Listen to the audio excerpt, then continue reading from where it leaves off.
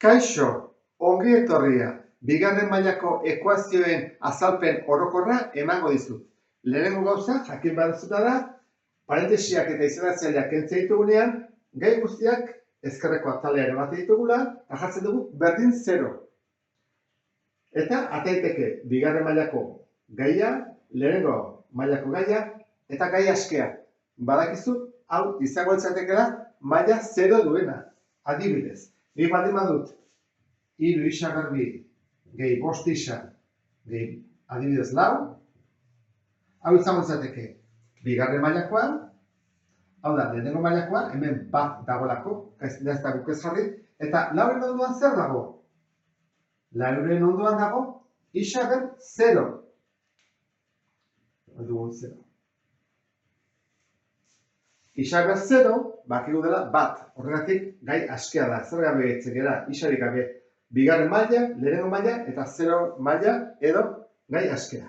Hori jakinik, gerta daiteke, hasten garenean denak ezkerreta pasatzen, osoa izatea edo ez osoa. Hau da, hau izango izateke osoa dugulako bigarren mailakoa, lehenengo mailakoa eta gai askea. Koefizienteak 3, 5 eta 4. 3 modu daude egiteko, hola orokorrean. Bat izango izateke formularekin. Ordezkatzen ditugu koefizienteak formula eta atako litzaiguke, baldin baditu behintzat, bi soluzio. Batzuta izan dituzte bi, beste batzutan ez dute soluziorik izaten, eta beste batzutan soluzio bakarra. Hori da modu bat, formularekin. Gero dago beste modu bat, karratua dela antzinean, Babilonian eta Grezian erabiltzen zutenaren oinarria hartuta jarritzen duguna. Egin daitezke guztiak, oso guztiak, eta zenbaitetan azkarrago ere bai. Gertatzen da, praktikatu behar dela bai hemen eta bai hemen errestasun bat izateko bigarren mailako ekuazioak askatzerakoan. Eta gero dago bestea, faktorizazioa. Hau batzutan egin daiteke. Faktorizatzen dugunean, oso azkar egiten da, dida batean, baina zenbaitetan ezin da erabili. Hori ikusiko dugu. Eta gero dago ez osoak.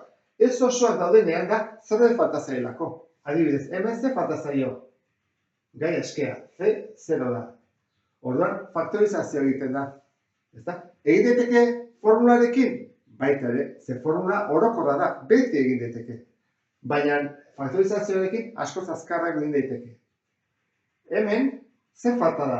Lehenengo mailako gaia. Hau da, erdikoa. Orduan, egingo genuke isolatu.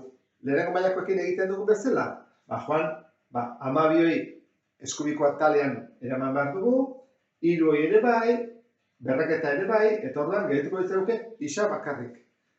Eta gero azkenean da B eta C 0 denean, adibidez erantara ez, jartzen dugu 4 isa berdin 0.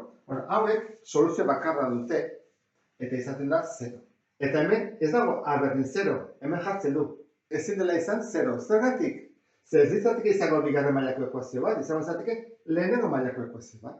Eta gara bigarren mailakoekin. Eta sarrera honekin ondo ulertu duzulakoan ikuspegi orokorra beste bat arte. Agur?